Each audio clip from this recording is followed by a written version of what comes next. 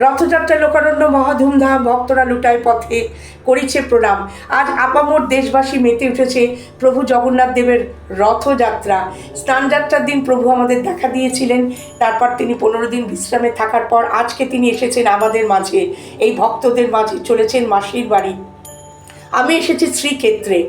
প্রভু জগন্নাথ দেবের কথা এলেই যার কথা মনে হয় তিনি হলেন শ্রী শ্রী মহাপ্রভু শ্রী চৈতন্যদেব, যিনি হরিনাম সংকীর্তনের মাধ্যমে উচ্চ নীচ ভেদাভেদ ঘুচিয়েছিলেন।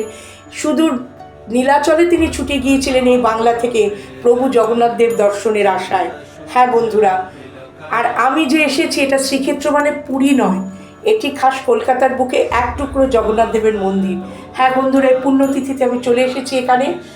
দেখো বন্ধুরা, মনে হচ্ছে যেন অবিকল পুরীর মন্দির, না এটা কলকাতার বুকে। Welcome back to my channel Swati Samaddar blogs. কীভাবে এখানে এসেছি আমি তোমাদের বলবো, তার আগে চলো প্রভুর রথযাত্রার একটি গল্প বলি।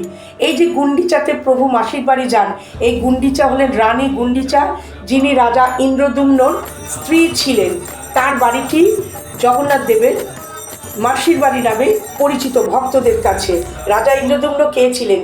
তিনিই তো স্বপ্নাদেশে প্রভুর এই যে রূপ, প্রভু জগন্নাথ, বলরাম এবং সুভদ্রা, এই দারুভূমির রূপ তিনি তৈরি করিয়েছিলেন এক ভক্তকে দিয়ে। কত সুন্দর! জয় জগন্নাথ স্বামী নয়নপথগামী। 16 চাকা বিশিষ্ট প্রভু জগন্নাথ দেবের রথের নাম নন্দী ঘোষ।